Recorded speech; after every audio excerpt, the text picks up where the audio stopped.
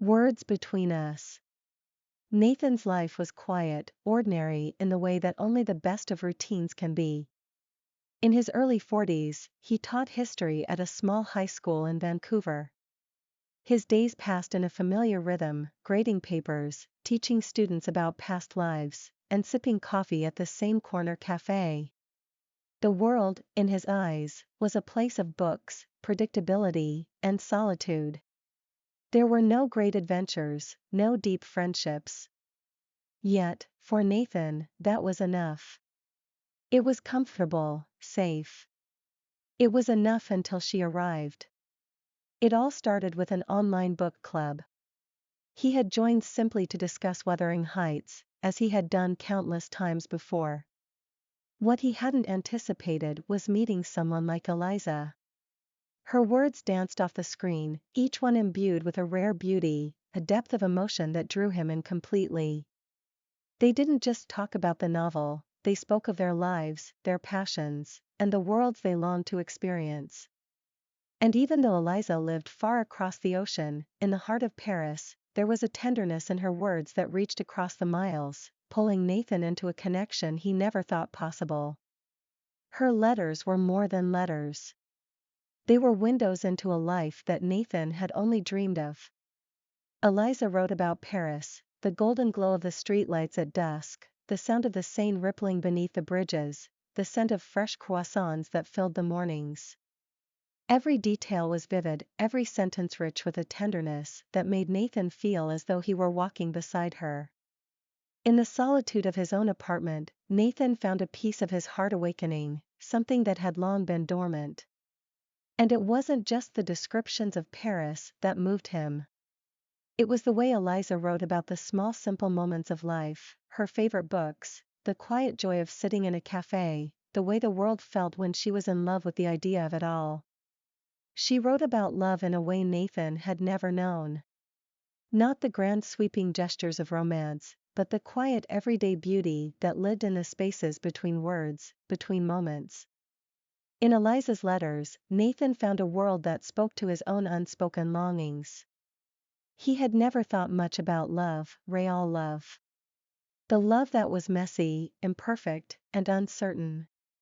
But as the months passed, Nathan found himself returning to Eliza's words again and again.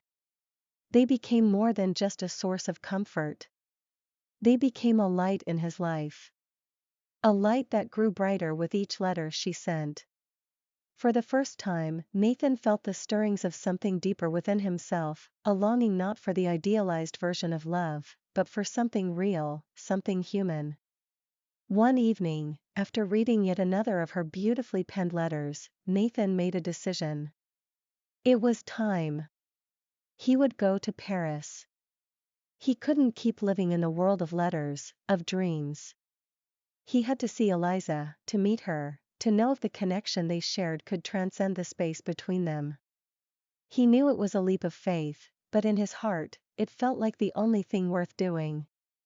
He booked his flight, his hands shaking, unable to suppress the rush of excitement that overwhelmed him. For the first time in years, Nathan felt a surge of purpose. He didn't know exactly what he was hoping for, but he knew he had to go. He had to meet the woman who had touched his soul in ways no one else ever had. The flight to Paris was long, and the city, when he finally arrived, was a whirlwind of sights and sounds.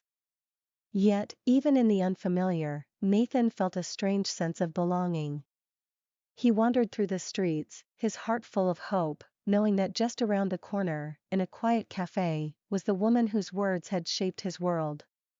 Finally, he reached the cafe Eliza had described so often in her letters. It was as she had promised, a small cozy place near the Seine, bathed in the warm light of an autumn afternoon.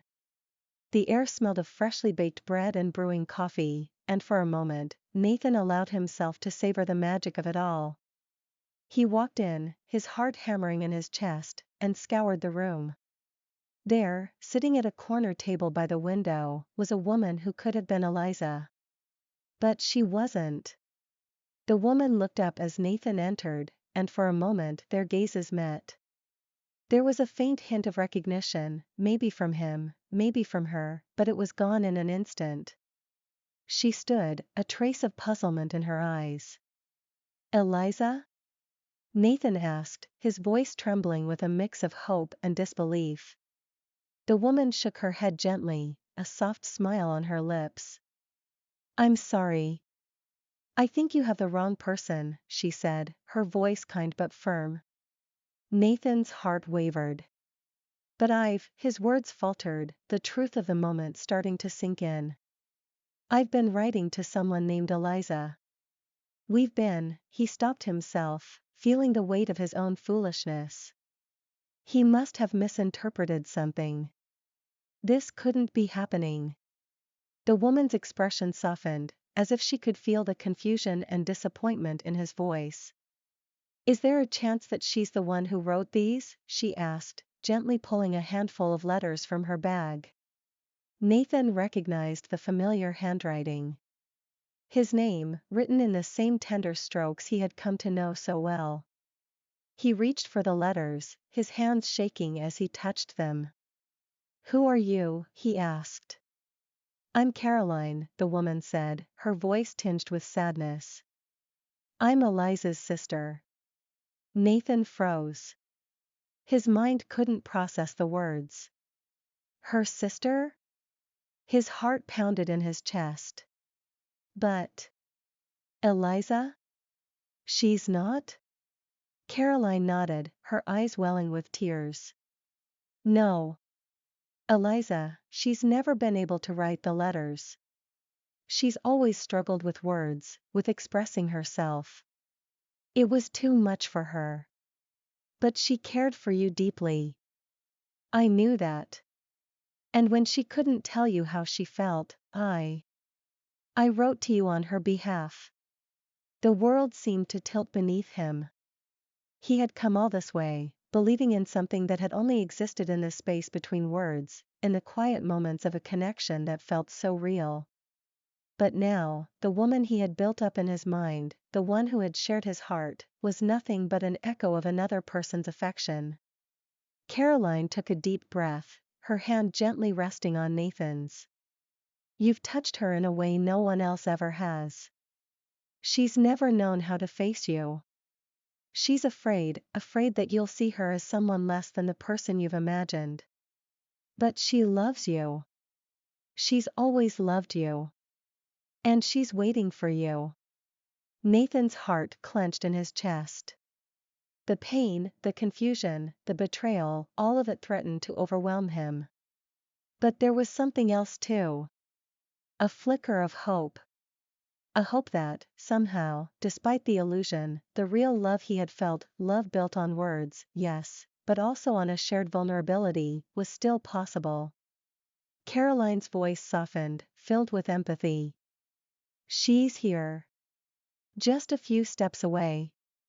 And she's waiting to show you who she really is. The real her. Nathan stood, feeling the weight of her words settle in his chest. The real her. He had longed for a love that was pure, that was perfect, that was whole. But love, true love, wasn't perfect. It wasn't without its flaws, but it was also real. And that was enough. That's what I want, Nathan said softly, his voice swaying with both trepidation and hope. And that's all I want. Caroline smiled, tears in her eyes. Then come with me. And together, they stepped into the heart of Paris, walking through the cobbled streets toward a love that had always been there, waiting patiently to be seen, not in letters, but in the quiet, tender moments that make life worth living. Nathan didn't know exactly what awaited him. But he knew this: love, in its truest form, was not something you could capture in words alone. It had to be lived.